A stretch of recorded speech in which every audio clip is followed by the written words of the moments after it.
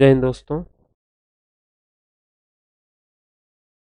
आज से हम लोग गणित की श्रृंखला का शुरुआत करेंगे। मतलब अब गणित के वीडियो भी उपलब्ध हुआ करेंगे। इस क्रम में आज पहला वीडियो है। टॉपिक का नाम है संख्या पद्धति। संख्या पद्धति सभी परीक्षाओं के लिए बहुत महत्वपूर्ण टॉपिक होता है, चाहे जो भी एक दिवसीय परीक्षा हो। एक दिवसीय परीक्षाओं में संख्या पद्धति से ही लगभग 10 से 20% प्रश्न आ जाते हैं। संख्या पद्धति में बहुत कुछ छोटी छोटी बातें रहती हैं, लेकिन वो कन्फ्यूजन के कारण ही भूल जाती हैं या फिर गलत हो जाते हैं। तो इसमें हम लोग इस वीडियो में सबसे पहले देखेंगे कि संख्या पद्धति क्या है, फिर प्राकृतिक संख्याएं क्या हैं, सब सम संख्या क्या है, विभाज्य संख्या क्या है, अविभाज्य संख्याएं क्या हैं, अप्राकृतिक संख्याएं क्या हैं, परिमेय संख्या क्या है, अपरिमेय संख्याएं क्या है, इत्यादि। इसी क्रम में कई चीज़ों को देखेंगे, कई चीज़ों को सीखेंगे। तो ये वीडियो काफ़ी लंबा होने वाला है, तो आप लोग कमर कस के बैठिएगा।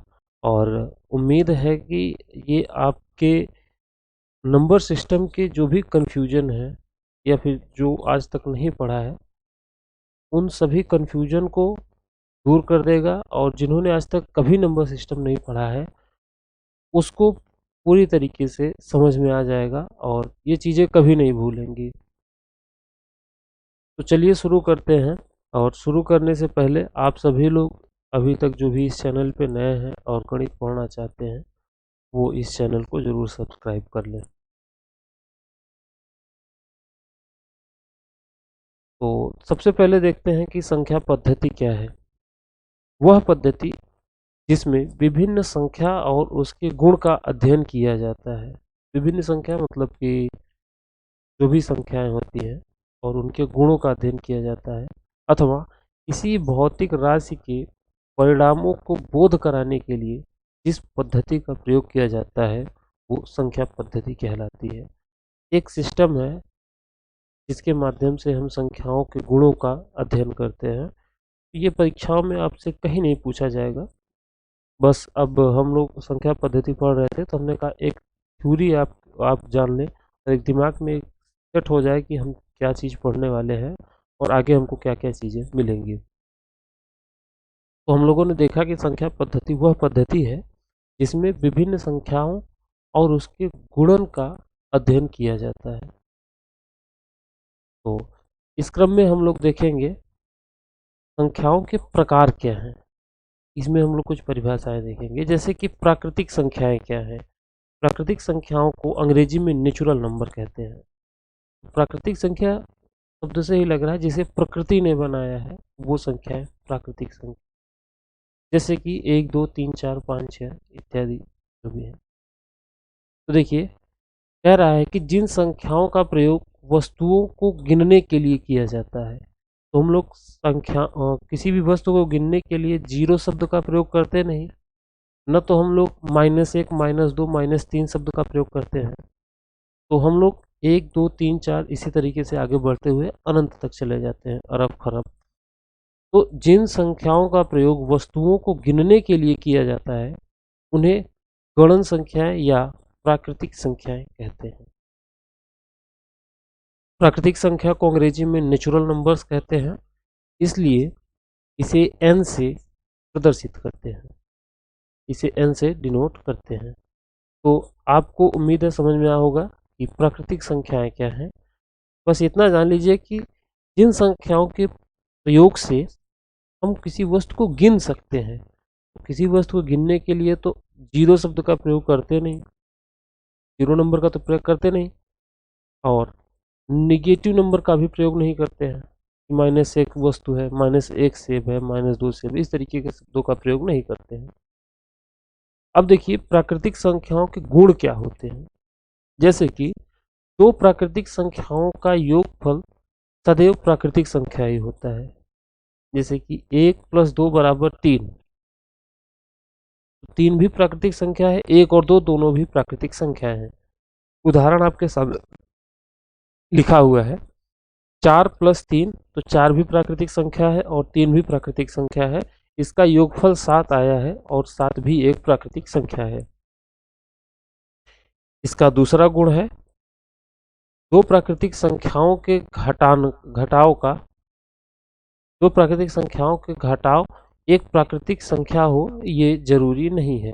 जैसे कि हमने 3 में से 4 को घटाया, जब 3 में से 4 को घटाया हमने, -1 प्राप्त हुआ और -1 प्राकृतिक संख्या तो है नहीं, क्योंकि हमने देखा कि जिन संख्याओं से हम किसी वस्तु को गिन सकते हैं, तो -1 से किसी वस्तु को गिन नहीं सकते। जबकि कुछ सिचुएशंस में, जैसे कि 4 में से 3 को घटाया जाए तो +1 प्राप्त होता है, तो 1 या +1 प्राकृतिक संख्या है। तो यहाँ पे यही बात कहा गया है कि दो प्राकृतिक संख्याओं का घटाव एक प्राकृतिक संख्या हो यह जरूरी नहीं है, वो अप्राकृतिक संख्या भी हो सकती है। जैसे कि 8 में से 3 को घटाया तो 5 प्राप्त हुआ और 5 एक प्राकृतिक संख्या है।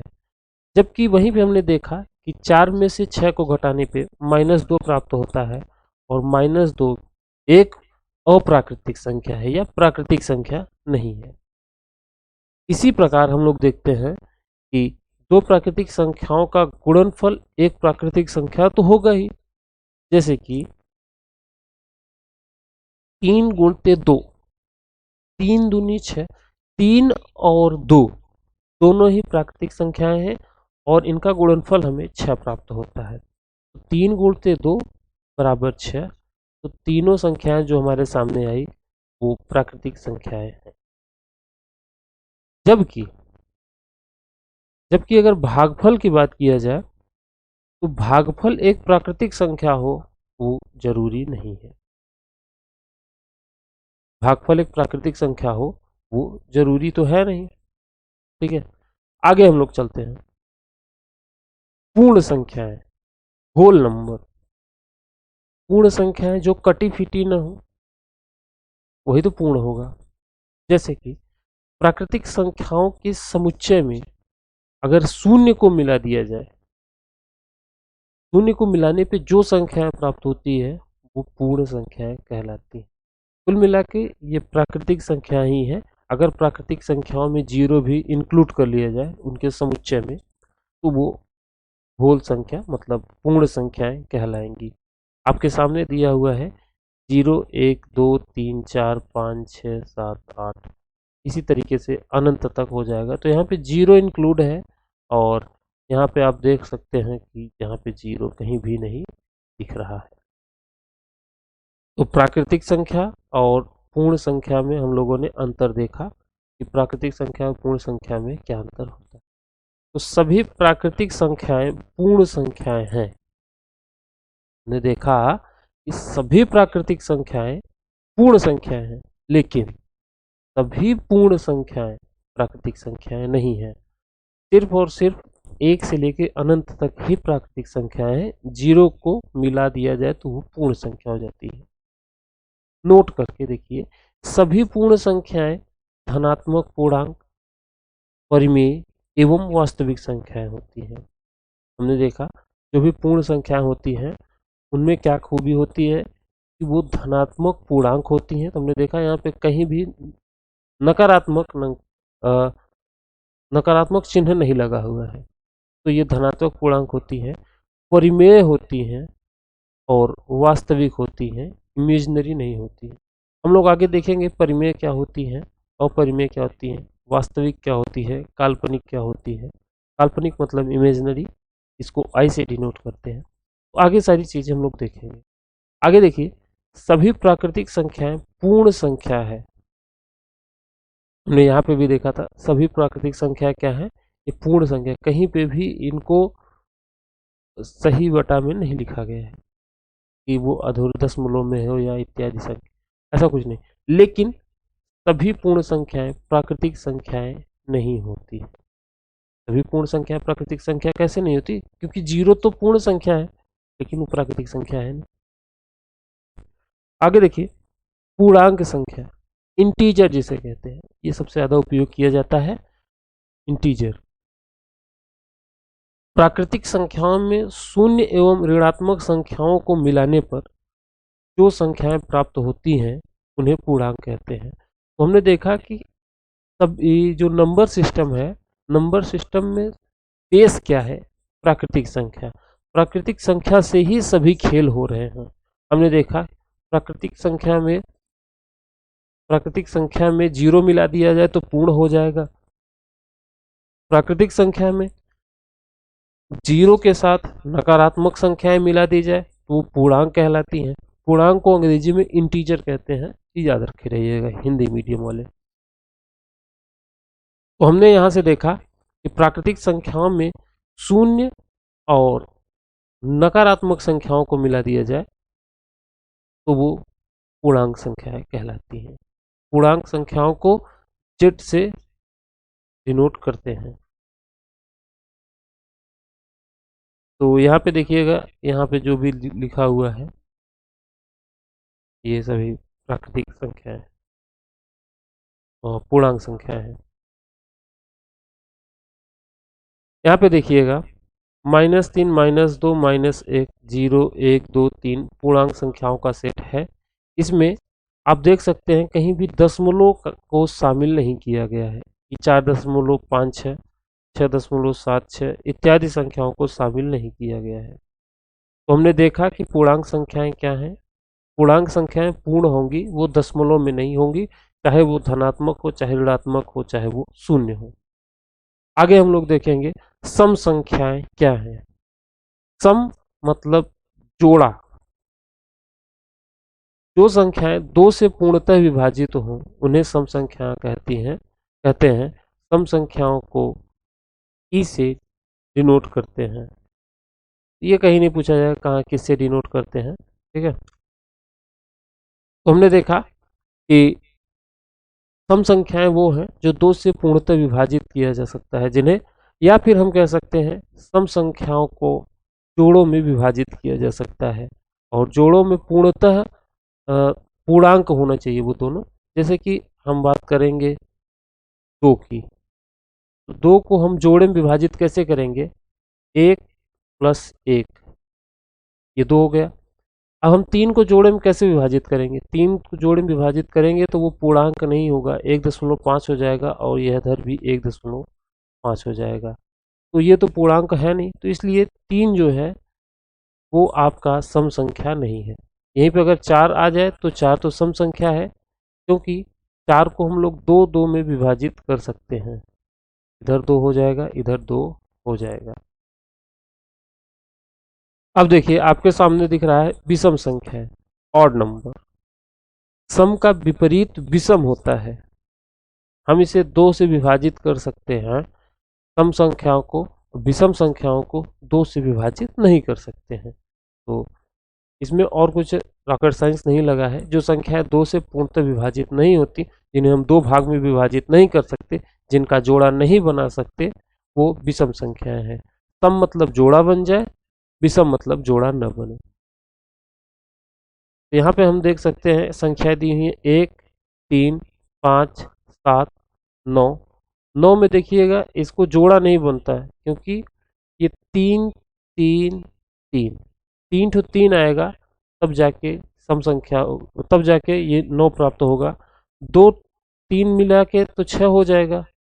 6 तो सम संख्या है, लेकिन इसमें 3 और इंक्लूड होगा तो एक तो जोड़ा बचा रह गया। तो जब तक पेयर नहीं बनेगा तब तक सम संख्या नहीं होगा। कुल मिलाकर के 2 से विभाजित नहीं होगा तो विषम संख्या हो जाएगा। भाज्य संख्याएं। भाज्य संख्या वो संख्या होती हैं जो कि स्वयं और एक के अलावा किसी भी अन्य संख्या, स्वयं एक से तो विभाजित होगा ही, लेकिन इसके अलावा किसी अन्य संख्या से विभाजित हो जाए तो भाज्य संख्या कहलाती है। भाज्य संख्याओं का अर्थ ये है कि उनको 2 पूर्णांकों में तोड़ा जा सकता है। देखिएगा यहाँ पे आपके सामने उदाहरण है। 4 मतलब कि ये भी 2 से विभाजित है। 6 मतलब ये 2, 3 से दोनों से विभाजित है। 8 मतलब 2 और 4 दोनों से विभाजित है, 9 3 से विभाजित है। इसी तरीके से आगे तो ऑन चला जाएगा। तो पूरा भाज्य संख्याएं वो होती हैं जो किसी भी संख्या से विभाजित हो जाए, जीरो और सॉरी स्वयं और एक से विभाजित होने के अलावा। अब देखिए, स्वयं और एक की बात कहाँ किया जा रहा है? तो अभाज्य संख्याएं वो संख्याएं होती हैं जो सिर्फ स्वयं और एक से विभाजित हो, वो अभाज्य संख्याएं होंगी। आगे परिभाषा दिया हुआ है, देखिए यहाँ पे अभाज्य संख्या कह रहा है वो संख्याएं जो स्वयं और एक के अलावा अन्य किसी संख्या से विभक्त नहीं होती, उन्हें अभाज्य संख्याएं कहते हैं। जैसे कि आप देख सकते हैं 2 3 4 2 3 7 11 13 17 19 23 इत्यादि। इसी तरीके से 31 29 इस तरीके से अन्य संख्याएं हैं जो कि अभाज्य संख्या हैं, वो सिर्फ स्वयं से और एक से विभाजित होंगी। यहाँ पे ध्यान देने योग्य बात यह है, एक न तो भाज्य संख्या है न ही अभाज्य संख्या है, क्योंकि यहाँ पर हम देख सकते हैं कि अभाज्य संख्या में एक नहीं लिखा गया है, सीधे 2 से आगे बढ़ते हैं। यहाँ पर भी देखिएगा भाज्य संख्याओं में 1 2 नहीं है, सीधे 4 से आगे बढ़ा गया है। तो आप यहाँ पे एक चीज और ध्यान दीजिएगा, सबसे छोटी भाज्य संख्या कौन सी है? सबसे छोटी भाज्य संख्या 4 है और सबसे छोटी अभाज्य संख्या 3 है। यहाँ पे देखिए सबसे छोटी अभाज्य संख्या 2 है, ठीक है, सबसे छोटी अभाज्य संख्या 2 है और सबसे छोटी भाज्य संख्या 4 है। अब देखिए यहाँ पे युग्म अभाज्य संख्याएं, ऐसी अभाज्य संख्याएं जिनके बीच का अंतर 2 हो, युग्म अभाज्य संख्याएं कहलाती हैं। जैसे कि आपके सामने दिखा गया है 11 13, इसी तरीके से 13 15, 15 17, 17 19, इसी तरीके से जिनका अंतर 2 हो वो युग्म अभाज्य संख्याएं कहलाती हैं। इसी तरीके से असहभाज्य संख्या क्या कहलाती हैं? को प्राइम नंबर जिसे अंग्रेजी में कहते हैं, जब 2 या 2 से अधिक संख्याओं में कोई भी उभयनिष्ठ गुणनखंड न हो अथवा जिनका म स प 1 आए, वे एक साथ सह अभाज्य संख्या कहलाती हैं। जैसे एक उदाहरण आपके सामने दिया हुआ है 2 5 4 9, ये एक दूसरे से अभाज्य है। 2 5 से मतलब अभाज्य है, 4 9 अभाज्य है एक दूसरे से, 13 और सॉरी 12 और 25 ये एक दूसरे से अभाज्य है। तो ये सह अभाज्य संख्याएं कहलाती है। आगे देखिएगा परिमेय संख्या। परिमेय संख्या को हम लोग अंग्रेजी में रेशनल नंबर कहते हैं। तो रेशनल नंबर वो संख्याएं होती हैं जिन्हें हम p और q के फॉर्म में लिख सकते हैं। यहाँ पे p और q दोनों पूर्णांक होने चाहिए और q का मान 0 नहीं होना चाहिए। दोनों पूर्णांक हो और q का मान 0 न हो। उदाहरण के रूप में आपके सामने लिखा हुआ है 3/8, तो p का मान 3, q का मान 8, 7/11, p का मान 7, q का मान 11, 8 इसी तरीके से 8 है तो 8 को लिख सकते हैं 8/1 और 1.20 लिखा हुआ है तो इसको लिख सकते हैं 12/10। इसी तरीके से आगे संख्याएं हैं वो सभी परिमेय संख्याएं कहलाती हैं। अब देखिए परिमेय संख्याओं के कुछ सूत्र हैं। सभी पूर्णांक परिमेय संख्याएं होती हैं क्योंकि उन्हें z/1 के रूप में लिखा जा सकता है। तो जो भी पूर्णांक होंगी वो परिमेय संख्याएं हैं। ध्यान देने योग्य बात यह है कि परिमेय संख्याओं का योग, अंतर, गुणनफल तथा भागफल एक परिमेय संख्या ही होती है, जबकि वो 0 से विभाजित न किया जाए। तो 0 से यहाँ पे भी लिखा हुआ है कि 0 से विभाजित नहीं किया जाएगा। 0 से विभाजित करने पे वो अनंत तक चला जाएगा, उसको हम लोग डिफाइन नहीं कर सकते। अपरिमेय संख्या इसी के साथ देख लीजिएगा, रेशनल नंबर परिमेय संख्या, इरेशनल नंबर अपरिमेय संख्या। वे संख्याएं जिन्हें p/q के रूप में नहीं लिखा जा सकता, परिमेय का उल्टा ही हो गया अपरिमेय, उन्हें अपरिमेय संख्या कहते हैं।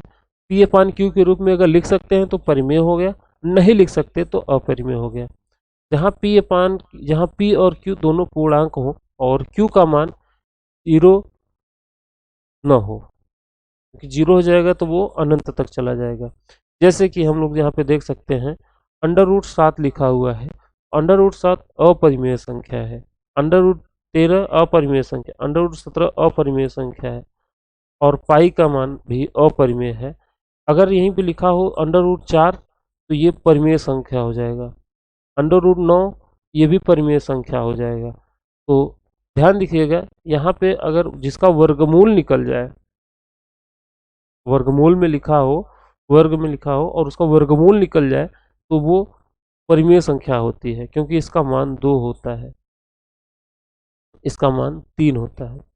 तो आप यहाँ से देख सकते हैं कि परिमेय और अपरिमेय संख्या है, और अपरिमेय संख्याओं में कौन सी संख्या अपरिमेय होगी, कौन सी संख्या परिमेय हो जाएगी। आगे देखिए वास्तविक संख्याएं। वास्तविक संख्याएं क्या होती हैं?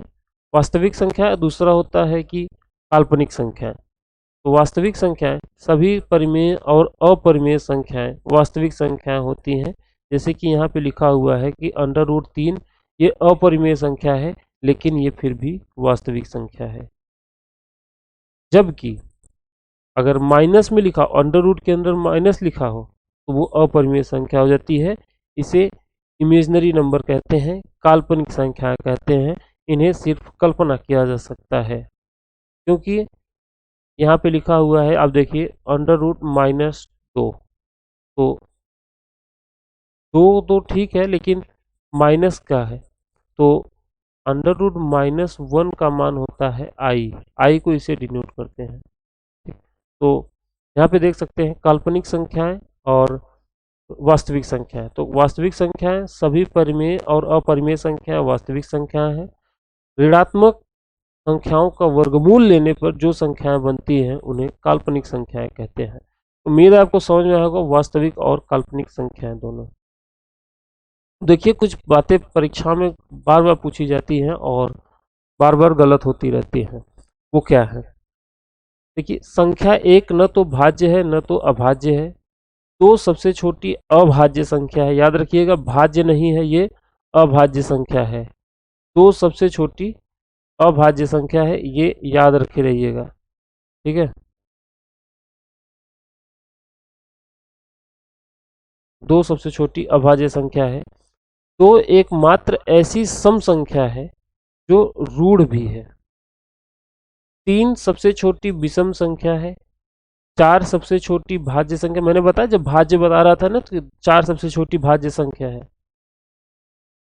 9 सबसे छोटी विषम संख्या है, विषम भाज्य संख्या है, क्योंकि इससे पहले जो भी 9 से छोटी जो भी विषम संख्याएं हैं वो भाज्य नहीं है। जैसे कि हो गया 3, 5, 7, ये भाज्य नहीं है। 9 आता है तो वो भाज्य हो जाता है। अब देखिए 1 से 100 तक में कुल अभाज्य संख्याओं की संख्या 25 है। 1 से 50 तक अभाज्य संख्याओं की संख्या 15 है। ये सभी याद करने वाली बातें हैं। 1 से 25 तक अभाज्य संख्याओं की संख्या 9 है। तो याद रखिएगा 1 से 25 तक 9, 50 तक 15 और 100 तक 25 अभाज्य संख्याएं हैं। 25 से 50 तक कुल 6 अभाज्य संख्याएं हैं। 50 से 100 तक कुल 10 अभाज्य संख्याएं हैं। अभी तो यहाँ पे देखिएगा 50 से 100 तक 10 हो गई और 25 से 50 तक, ये देखिए 50 से 100 हो गया और 25 से 50 हो गया, तो यहाँ पे कितना हो गया 6। और इसी तरीके से आगे देखिए तो यहाँ पे 1 से 100 तक में 25 हो गए। आगे कह रहा है अंक 0 से 9 तक, अंक जो है वो 0 से 9 तक होते हैं, अतः अंकों की संख्या 10 होती है। 0, 1, 2, 3, 4, 5, 6, 7, 8, 9, तो मिला करके कुल 10 संख्याएं, 10 अंक होते हैं, 10 संख्याएं होती हैं। संख्या 1 से शुरू होती है और अनंत तक होती है। एक अंकी संख्या 9 होती हैं, 1, 2, 3, 4, 5, 6, 7, 8, 9। इसी तरीके से 2 अंकीय संख्या 90 होती है, तो 1 अंकी में 9, 2 अंकी में 1 जीरो बढ़ा दिए, 3 अंकी में 2 जीरो बढ़ा दिए, 4 अंकी में 3 जीरो बढ़ा दिए। तो 1 अंकी संख्या 9 होती है, 2 अंकी संख्या 90 होती है, 3 अंकी संख्या 900 होती है, इसी तरीके से 4 अंकी संख्या 9000 होती है। केवल 2 ऐसी संख्या है जो अभाज्य और सम दोनों है।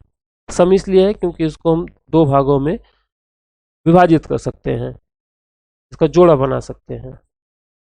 देखिए, वे 2 अभाज्य संख्याएं जिनके बीच केवल सम संख्या होती है अभाज्य जोड़ा कहलाती हैं। जैसे कि 5 और 7 ये दोनों अभाज्य जोड़ा है, 3 और 5 ये दोनों अभाज्य जोड़ा है क्योंकि दोनों विभाजित नहीं है, 11 और 13 दोनों अभाज्य जोड़ा है, 17 19 दोनों अभाज्य जोड़ा है। तो ऐसी संख्याएं जिनके बीच में केवल एक सम संख्या हो। देखिए, 5 और 7 के बीच एक सम संख्या 6 है, इसके बीच में एक सम संख्या 4 है, इसके बीच में 12 है, इसके बीच में 18 है, इसके बीच में 30 है। दो ऐसी अभाज्य संख्याएं जिनमें केवल एक सम संख्या हो वो अभाज्य जोड़ा कहलाती हैं।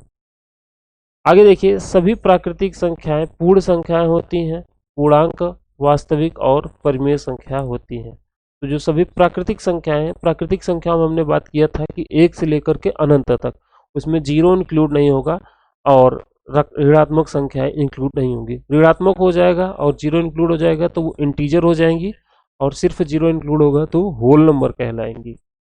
ठीक, सभी पूर्ण संख्याएं पूर्णांक, वास्तविक और परिमेय होती हैं। सभी पूर्णांक वास्तविक और परिमेय होते हैं। सभी पूर्णांक परिमेय एवं अपरिमेय संख्याएं वास्तविक होती हैं। देखिए, यहाँ पे हमने कई बातें लिखी हुई हैं।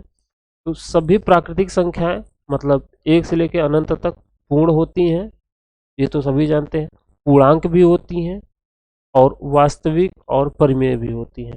तो सभी की परिभाषा हम लोगों ने देखा, और सभी की परिभाषाओं को कंठस्थ करके दिमाग में कंठस्थ रहेंगी तो ये चीज़ें समझ में आ जाएंगी। क्योंकि प्राकृतिक संख्या तो 1 से अनंत तक हो गई, पूर्ण संख्या भी हमने देखा परिभाषा, पूर्णांक संख्या भी हमने परिभाषा में देखा, वास्तविक संख्या जो कि काल्पनिक न हो, और परिमेय संख्या हो गई।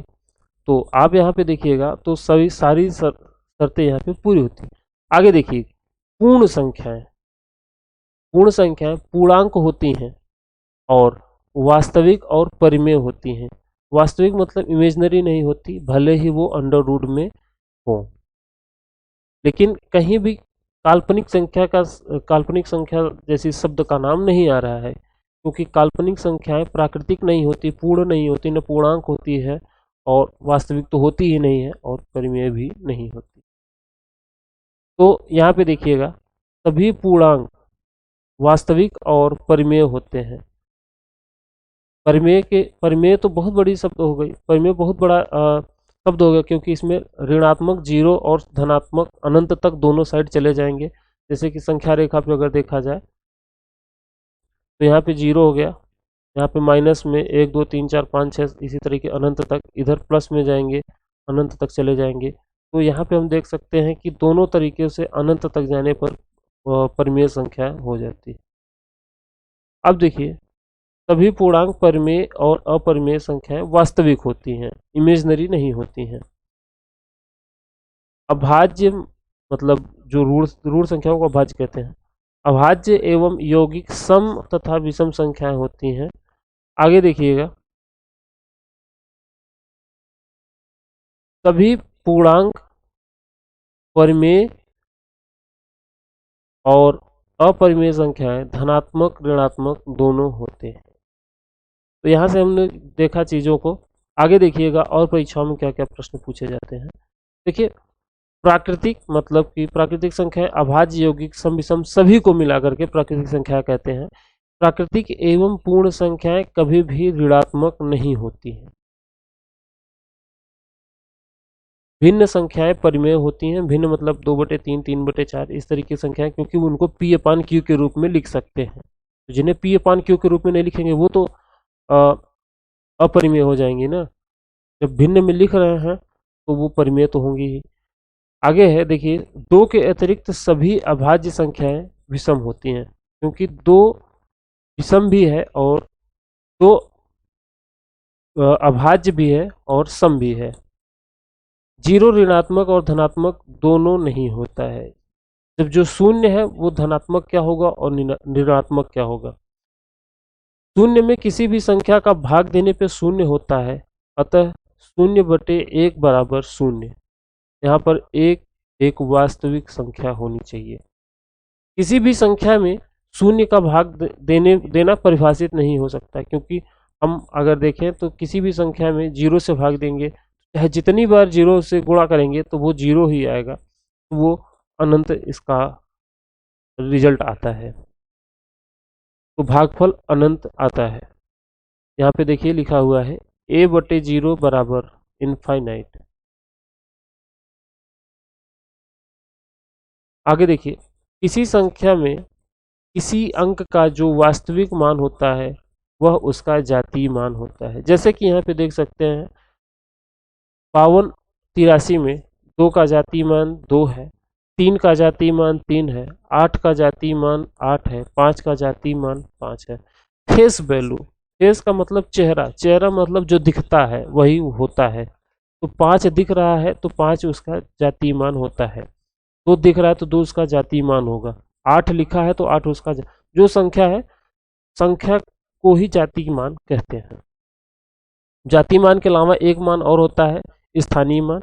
स्थानीय मान का मतलब ये होता है कि वो संख्या किस स्थान पे है, इकाई के स्थान पे है, दहाई के स्थान पे है, सैकड़ा या हजार, लाख या अन्य स्थानों पे है। तो किसी संख्या में किसी अंक का स्थान के अनुसार जो मान होता है उसे उसका स्थानीय मान कहते हैं। जैसे कि 5238 में 2 का स्थानीय मान ये 1000वें स्थान पे है, नहीं 1000वें स्थान पे है, नहीं सैकड़े स्थान पे है ना, 200, तो सैकड़े स्थान पे तो 2 के बाद 2 जीरो हो जाएगा। तो यहाँ पे जहाँ पे वो संख्या है उसका जातीय मान लिख देंगे, उसके बाद जो भी संख्या है शेष बचेंगी वहाँ पे जीरो लिख देंगे। तो यहाँ पे देख सकते हैं इसका जातीय मान 200 हो जाएगा। आगे देखिए, दो परिमेय संख्याओं का योगफल अथवा गुणनफल सदैव परिमेय संख्या होती ही है। दो अपरिमेय संख्याओं का योगफल और गुणनफल परिमेय अपरिमेय कुछ भी हो सकता है। एक परिमेय संख्या तथा एक अपरिमेय संख्या का गुणनफल अथवा योगफल सदैव अपरिमेय होता है। पाई एक अपरिमेय संख्या है, 22/7 इसको लिख देते हैं, लेकिन इसका एक्चुअल मान 22/7 नहीं होता है। पाई एक अपरिमेय संख्या है और अगर 22/7 पूछा जाए तो 22/7 परमेय संख्या है। ध्यान रखिएगा, पाई अपरिमेय है और 22/7 परिमेय है, क्योंकि 22/7 को हमने P/Q के फॉर्म में लिख दिया है, तो P/Q के फॉर्म में लिखा गया है तो परिमेय हो जाएगा। और पाई अपरिमेय संख्या, क्योंकि इसका मान 22/7 नहीं होता, इसका मान 3.1414 ऐसे करके आता रहता है, 1432, तो वो अपरिमेय संख्या है। पाई अपरिमेय संख्या है जबकि 22/7 परिमेय संख्या। पाई को हम लोग P/Q के फॉर्म में नहीं लिख सकते हैं। दो परिमेय संख्याओं या दो अपरिमेय संख्याओं के बीच अनंत परिमेय या अनंत अपरिमेय संख्याएं हो सकती हैं। परिमेय संख्या को दशमलव निरूपण या सीमित होती है, असीमित आवर्ती होता है। जैसे कि 3/4 ये सीमित है और इधर देखिएगा 11/3 ये असीमित है। तो सीमित असीमित कुछ भी हो सकता है। अपरिमेय संख्या का दशमलव निरूपण अनंत या अनावर्ती होता है। जैसे कि यहाँ पे लिखा हुआ है कि √3, 1.732 इसी तरीके से आगे बढ़ता चला जाता है। इसका मान आता है 1.41414, इस तरीके से आगे बढ़ता हुआ चला जाता है। तो इनका अनंत और अनावर्ती होता है, वो संख्या रिपीट भी नहीं हो रही है, अगर रिपीट हो तो आवर्ती हो जाएगा। आगे देखिएगा, प्रत्येक सम संख्या का वर्ग एक सम संख्या होता है। 2 का स्क्वायर 4 सम संख्या ही हुआ, 4 का स्क्वायर 16 सम संख्या ही हुआ, तथा प्रत्येक विषम संख्या का वर्ग एक विषम संख्या होता है। 3 का स्क्वायर 9 विषम संख्या है, 9 का स्क्वायर 81 विषम संख्या। प्रथम n प्राकृतिक संख्याओं का योग जो है n ब्रैकेट में n प्लस 1/2 होता है, और n सम संख्याओं का योग n ब्रैकेट में n प्लस 1 होता है। विषम संख्याओं का योग n स्क्वायर होता है। यदि दशमलव संख्या मतलब कि जैसे 0.x तथा 0.xy रूप में होती हैं, तो उन्हें परिमेय संख्या मतलब p/q के रूप में बदलने के लिए जो भी संख्या दी रहती है, तो जितने संख्या के पहले दशमलव लिखा रहता है तो उतने जीरो लगा के भाग दे देते हैं। जैसे यहाँ पे लिखा हुआ है 0.x बराबर x/10, यहाँ पे लिखा हुआ है 0.xy बराबर xy/100, अर्थात दशमलव के बाद एक अंक तो एक जीरो, दशमलव के बाद 2 अंक तो 2 जीरो, 3 अंक तो 3 जीरो का भाग देने पर दशमलव संख्या परिमेय संख्या बन जाती है। अब देखिए यहाँ पे यदि अशांत मतलब कि जो अनंत तक हो आवर्ती दशमलव संख्याएं 0.x तथा xy के रूप में की है, तो इन्हें परिमेय संख्या p/q के रूप में बदलने के लिए 0.x जैसे लिखा है तो x/9, और जो अशांत हो अनंत तक में जिसके सर पे बार लगा हो, इस तरीके से ये ऐसे होती है, बार लगा हो तो क्या होगा, 0.x लिखा है, बार ऊपर लिखा है x के, तो x/9 कर देंगे, और दो संख्याएं हैं तो दो 9 लिख देंगे नीचे, 3 संख्याएं हो तो 3 9 नीचे लिख देंगे, 4 संख्याएं हैं तो 4 9 नीचे।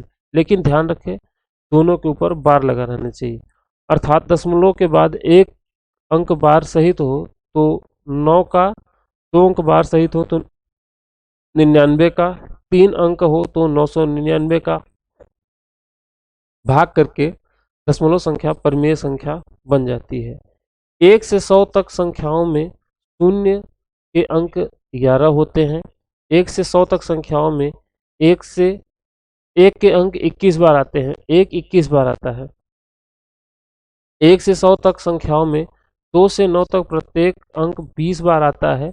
1 से 100 तक संख्याओं में कुल 192 अंक होते हैं।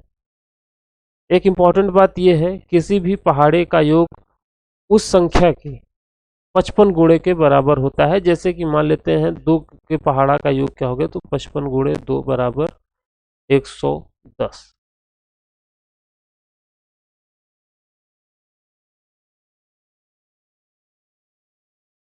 अब देखिए कुछ फार्मूले हैं, जैसे कि 1 से n तक के पहाड़े का योग, तो 55 ब्रैकेट में n प्लस 1/2 हो गया। प्राकृतिक संख्याओं के वर्गों का योग मतलब 1 स्क्वायर 2 स्क्वायर, ये 11 22 32 नहीं लिखा है, स्क्वायर लिखा हुआ है। 1 स्क्वायर 2 स्क्वायर 3 स्क्वायर, इसी तरीके से n स्क्वायर हो तो क्या होगा, n/6 ब्रैकेट में n प्लस 1 2n प्लस 1, या ऐसे कर सकते हैं जो आखिरी संख्या हो उसमें एक और दोगुना करके एक जोड़ दें तो उसके वर्गों का योग हो जाता है। n प्राकृतिक संख्याओं के घनों का योग, तो n ब्रैकेट में n प्लस 1/2 इंटू 2 हो जाता है। n प्राकृतिक सम संख्याओं के वर्गों का योग मतलब जैसे 2 square 3 square 2 square 4 square 6 square, इसी तरीके से n तक हो तो क्या होगा, तो योगफल में 2n/3 n plus 1 2n plus 1। इसी तरीके से n प्राकृतिक सम संख्याओं के घनों का योग हो तो 2 क्यूब 4 क्यूब 6 क्यूब, इसी तरीके से n क्यूब हो तो 2n स्क्वायर ब्रैकेट में n प्लस 1/2 आदि होता है। परेशान होइए, इसके हम लोग जब न्यूमेरिकल सॉल्व करेंगे तो सारे फार्मूले याद हो जाएंगे, इसके बाद हम लोग न्यूमेरिकल को ही सॉल्व करेंगे। अब देखिए कह रहा है प्रथम n प्राकृतिक विषम संख्याओं का औसत n होता है और n प्राकृतिक सम संख्याओं का औसत n प्लस 1 होता है। प्राकृतिक संख्याओं का योग मतलब अगर उसके पहली संख्या और आखिरी संख्या का बटे 2 कर दें और +1 जोड़ दें तो उसकी संख्याओं का योग हो जाता है। जैसे कि प्रथम n प्राकृतिक संख्याओं का औसत क्या होता है, n+1/2, और लगातार n विषम प्राकृतिक संख्याओं का योग n+1/2, लगातार n विषम प्राकृतिक संख्याओं का योग n/2+1, अर्थात n बराबर अंतिम संख्या माइनस पहली संख्या बटे वर्ग अंतराल +1। प्रथम n प्राकृतिक संख्याओं के वर्गों का योग n ब्रैकेट में n+1 2n+1/6, n प्राकृतिक संख्याओं के घनों का योग, वही जो फार्मूला ऊपर लिखा था उसको हमने शब्दों में लिख दिया, n ब्रैकेट में n+1/2 का होल स्क्वायर। तो इतना था इसमें फार्मूला, और भी चीज़ें हैं वो कल हम ऐड करेंगे, कल के वीडियो में हम लाएंगे। उसके बाद न्यूमेरिकल्स को भी सॉल्व करेंगे। जब तक न्यूमेरिकल्स नहीं होंगे तो ये फार्मूले किसी काम के नहीं होंगे। तो न्यूमेरिकल्स लाएंगे। तो आपको ये वीडियो कैसा लगा और कमेंट में बताइएगा, और आगे के वीडियो अब लगातार आते रहेंगे, मैथ के भी वीडियो आएंगे। ठीक है, तो मिलते हैं फिर अगले वीडियो में। अपना ख्याल रखिए। धन्यवाद, नमस्कार।